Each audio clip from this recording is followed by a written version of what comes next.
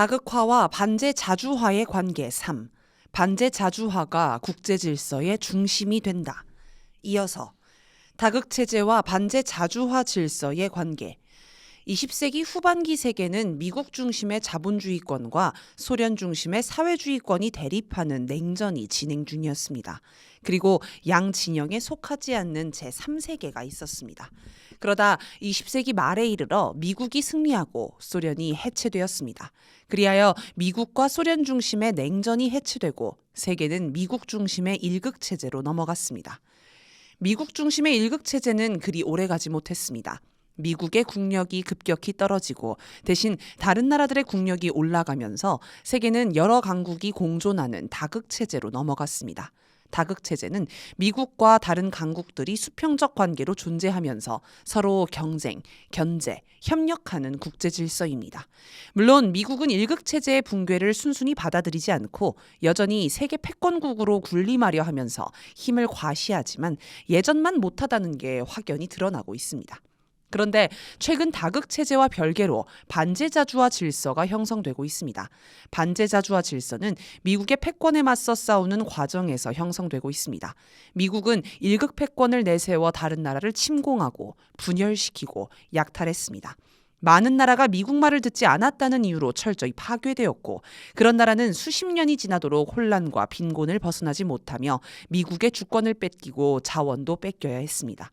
이 과정에서 많은 나라가 미국과는 공존과 협력을 할 수 없으며 오로지 맞서 싸워 이겼을 때만이 나라의 존립과 발전을 할 수 있다는 것을 깨닫고 확인했습니다.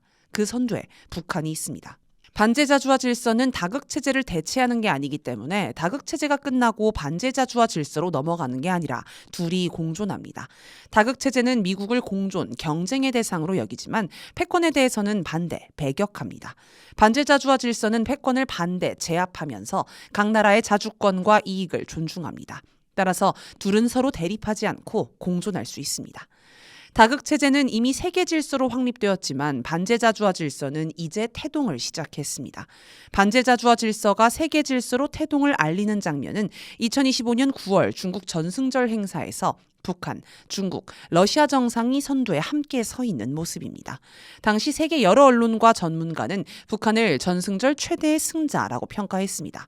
반제 자주화 운동의 선두에 있던 북한이 중국, 러시아를 견인해 반제 자주화 질서를 형성하기 시작했음을 알 수 있습니다.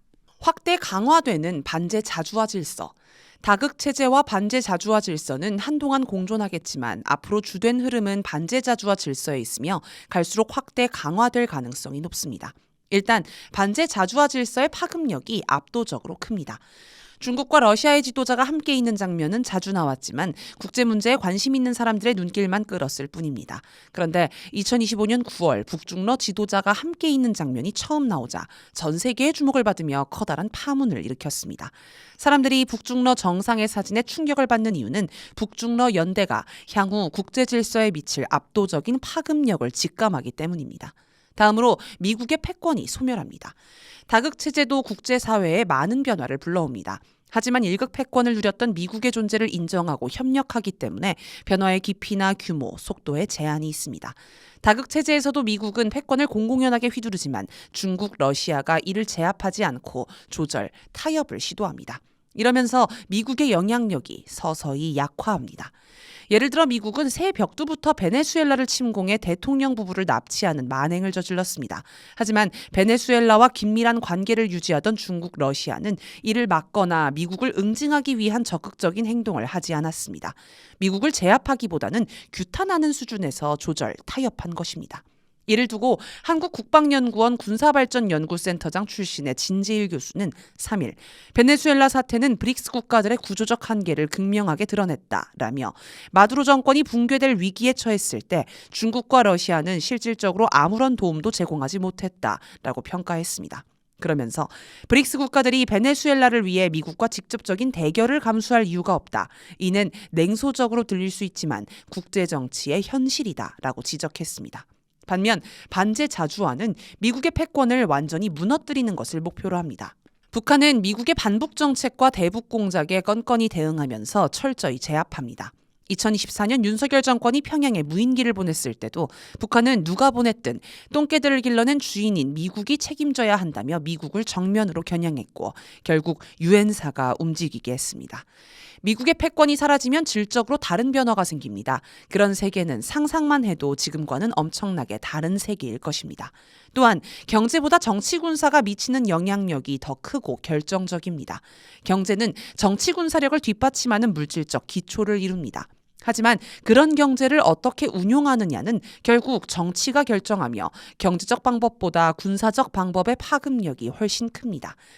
미국이 1급 패권을 휘두를 수 있었던 것도 결정적으로는 전 세계 국방비의 3분의 1 이상을 차지하는 국방비를 투입해 세계 여러 지역을 장악할 정도로 막강한 군사력을 유지하기 때문입니다.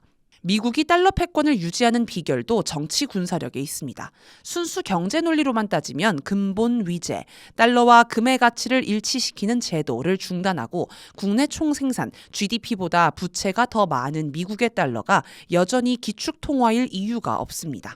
미국의 정치 군사력 때문에 기축통화 지위를 유지하는 것입니다. 아프리카 사헬 지역 나라들의 쿠데타가 일어나 친미, 친서방 성향 정권이 반미, 반서방 성향 정권으로 바뀌고 사헬 국가연합을 창설한 것도 정치 군사가 경제보다 더 결정적인 요소임을 보여줍니다.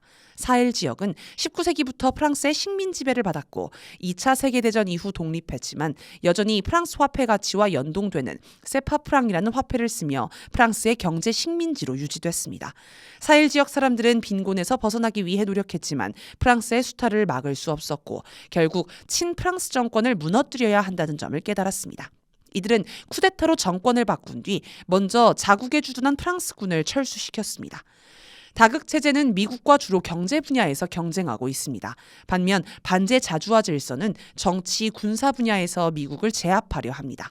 따라서 반제 자주화 질서가 더 빠르고 더 많은 영향을 주며 더 결정적인 변화를 이끌어낼 것입니다. 끝으로 다극체제의 주역보다 반제자주화 질서의 주역이 더 폭넓습니다. 다극체제의 주역은 규모가 있는 비미 국가들입니다. 여기서 비미 국가라 함은 친미, 반미가 아니라 자기 이익에 따라 미국과 관계를 맺는 나라를 말합니다. 이들은 미국을 추종하지 않으며 미국의 부당한 압력에는 저항하지만 그렇다고 미국과 기본적으로 대립하거나 적대하지도 않습니다. 중국, 러시아, 인도, 브라질 같은 나라들을 보면 친미, 반미로 규정할 수 없으며 사안에 따라 미국과 협력하기도 하고 경쟁하거나 대립하기도 합니다. 반면 반제자주화 질서는 반미자주를 지향하는 전 세계 모든 나라와 민족이 주역입니다. 여기에는 규모가 큰 나라도 있고 작은 나라도 있습니다. 이들 나라는 미국의 침공과 약탈, 압력으로 고통받으며 미국을 물리치고 자주 독립을 확립하는 것이 살 길임을 확인한 나라들입니다. 비미 국가도 반제자주화 질서에 합류할 수 있습니다.